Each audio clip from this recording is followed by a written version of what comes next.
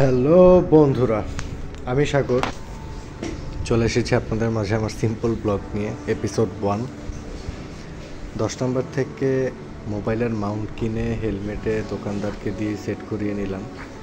Set করানোর পরে চিন্তা করলাম যে আর পরে পরে করে লাভ নেই, যত পরে করব তত পরেই হবে। এই কারণে এখন থেকে শুরু করে দিছি, এখন থেকেই চলবে আমার মোটো ব্লগ।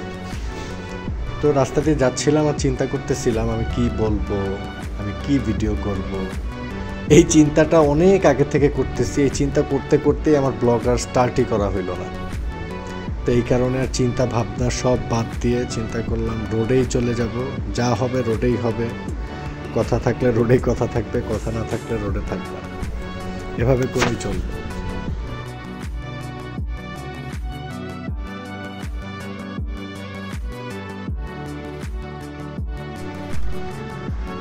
বন্ধুরা, মোটো ব্লগটা যতটাই সহজ মনে হয় ততটাই সহজ না, আবার যতটা কঠিন মনে হয় ততটাও কঠিন।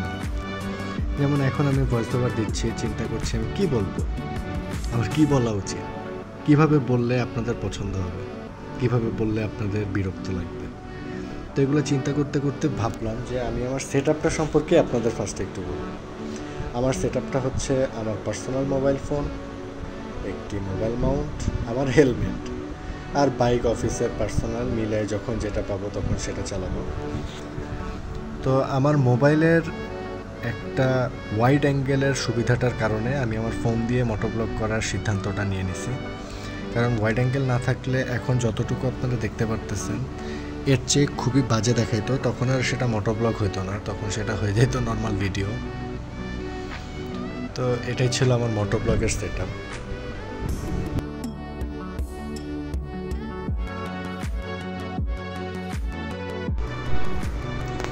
লজ্জা, এই জিনিসটা খুবই একটা ভয়ঙ্কর একটা জিনিস। লজ্জা থাকা অনেক ভালো, কিন্তু অনেক অনেক সময় যেখানে লজ্জা থাকার কোনো মানেই হয় না, সেখানে লজ্জার কারণে আমরা অনেক দিকে পিছিয়ে থাকি। যেমন মোটোব্লগের ক্ষেত্রে এটা আমার খুবই বড় একটা সাইড ইফেক্ট আপনি বলতে পারেন। অনেক আগে থেকেই ভাবি মোটোব্লগ করব, সুযোগেরও চেষ্টা করি মোটোব্লগ করব, কিন্তু সব কিছু মিলিয়ে পরিশেষে লজ্জার কারণেই আর মোটোব্লগটা করা হয় না। মোবাইল কিভাবে ধরবো, হেলমেটের সামনে মোবাইলটা লাগানো থাকবে, আর সব হেলমেটেই তো অ্যাকশন ক্যাম থাকে, তাদের সুন্দর অডিও সেট আপ থাকে, তাদের ভিডিও কোয়ালিটিও দেখতে সুন্দর। আমি কিভাবে একটা মোবাইল দিয়ে, সিম্পলি মোবাইল দিয়ে কীভাবে আমি শুরু করি। এই যে লজ্জা, এই লজ্জাটার কারণে অনেক ক্ষেত্রে অনেকেই পিছুপা হয়ে যায়। তো আমি চিন্তা করলাম আমি এই লজ্জাকে হার মানাবো, এই লজ্জাকে জয় করেই আমি মোটোব্লগ করব। আমার যা আছে আমি তাই দিয়েই করব, যতটুকু পারি, যেভাবে পারি আপনাদেরকে ভালো ভিডিও উপহার দেওয়ার চেষ্টা করব। আর আপনারা তো বড় বিচারক আছেনই, কমেন্ট অপশন আছে, লাইক অপশন আছে, সেখানে অবশ্যই আপনারা জানাবেন আমি কিভাবে দিলে আপনাদের ভালো লাগবে, কিভাবে বেটার করা উচিত, কোন অপশনটা কিভাবে সিলেক্ট করলে ভিডিও কোয়ালিটি ভালো হবে, অডিও কোয়ালিটি ভালো হবে। অবশ্যই আপনাদের কাছ থেকে আইডিয়া নেব, কারণ শিক্ষার কোনো শেষ নেই, শিক্ষার কোনো বয়স নেই।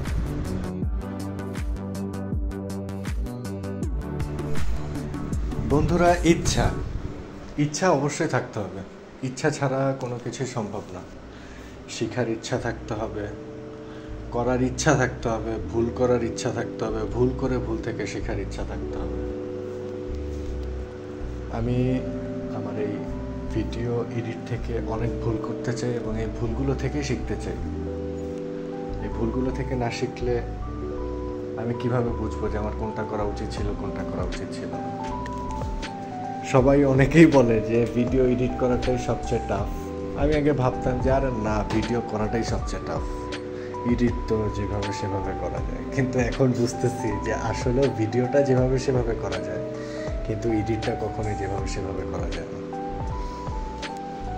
বারবার ভয়েস ওভারে চিন্তা করতেছি এটা বলতেছি, হইতেছে না, কেটে দিচ্ছি, আবার ভয়েস ওভার চেঞ্জ করছি, আবার ভয়েস ওভার দিচ্ছি, এভাবে করেই তো আগাচ্ছে।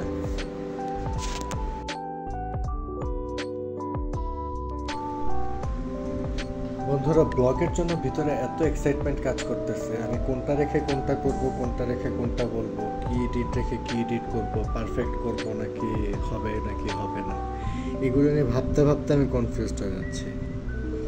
তো এই কারণে চিন্তা করতেছি যে এত পারফেকশনের দিকে এখন যাওয়া যাবে না, এখন আমার যেহেতু শেখার সময়, আমি এখন শুধু করব, ভুল ধরিয়ে দেওয়ার দায়িত্ব আপনাদের অবশ্যই। আপনারা আমার ভুলগুলো ধরিয়ে দিবেন, আপনাদের কাছ থেকে শিখবো, এবং আমি চাই আমি আমার ব্লগগুলো যতটুকু সম্ভব সহজ করে দেওয়া। আবার এমনটা যাতে না হয়ে যায় যে আমি শুদ্ধ করতে গিয়ে ভুলে বলে ফেললাম, কেন্দে ফেলেছি, লাইক হাউন আঙ্কেল।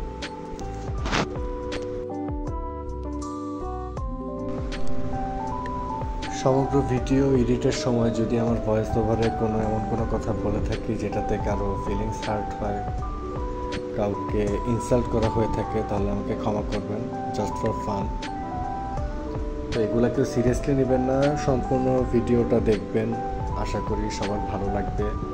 আর যেই ভুলগুলো আমার দ্বারা হয়ে থাকবে এই ভিডিওতে, আমাকে ভুলগুলো ধরিয়ে দিবেন, কমেন্ট করবেন, লাইক করবেন, সাবস্ক্রাইব করবেন, কারণ আপনাদের ভালোবাসাই আমাকে সামনের দিকে এগিয়ে যেতে সাহায্য করবে।